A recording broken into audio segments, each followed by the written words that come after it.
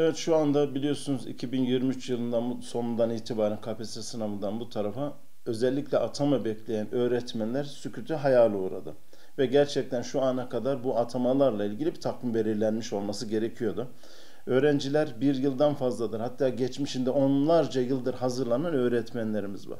Bu öğretmenlerimiz bir ümit ışığıyla bu sınavlara hazırlanıyorlar. Ve sınavlarda da en azından ciddi bir alım olmasını istiyorlar. Bu manada özellikle Cumhurbaşkanlığı seçimi ve sonraki yerel seçimlerden sonra Maliye Bakanlığı'nın izin vermemesi üzerine maalesef ekonomik sıkıntıdan dolayı şu anda atama yapılmamıştır. Yusuf Tekin Bakanımıza özellikle rica ediyoruz. Bu manada hem hükümetin hem Cumhurbaşkanımızın ciddi manada atamanın önünü açması gerekiyor ve yaklaşık olarak en az 80 bine yakın atamanın yapılması gerekmektedir. Çünkü öğretmenlerle ilgili yığılma fazla sayıda olduğundan dolayı bir sonuç anlamamakta. Bundan dolayı da özellikle bu mağdur öğretmenlerimize bir çıkış yolu gösterilmesi lazım.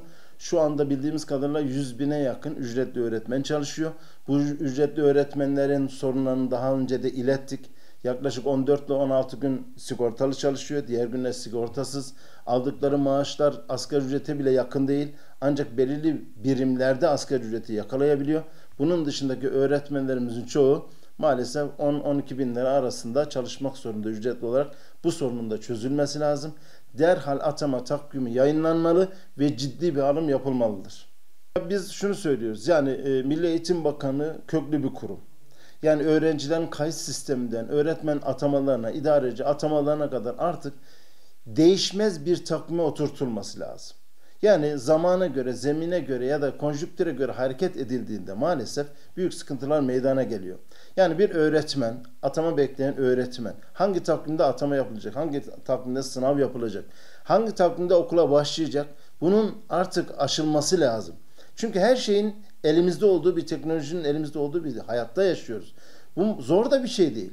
Bu takvime bağlarsak insanlar da inanıyorum ki buna göre tedbir alacaklar. Buna göre kendi planlamalarını yapacaklar ve sorunlarını daha da azaltacaklar diye düşünüyoruz.